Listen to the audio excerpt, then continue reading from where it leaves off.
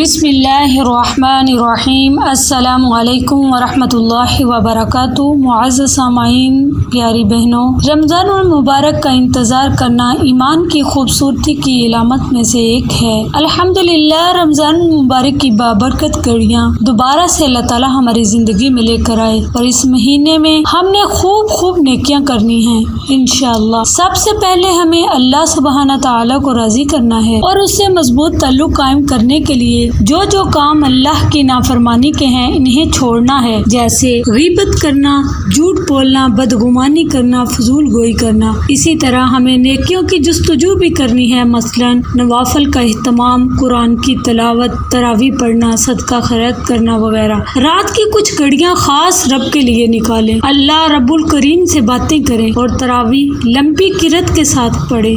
اپنی زبان کو ذکر میں تر رکھیں۔ اکثر ہم ذکر و اذکار بھول جاتے ہیں، تو گھر کی ان جگہوں پر چھوٹے ذکر لکھ کر لگا لیں جہاں بار بار نظر جاتی ہے۔ ذکر کرنے سے شیطان بھاگ جاتا ہے، اس لیے خوب اذکار کریں اور اپنے لیے خوب دعائیں کریں۔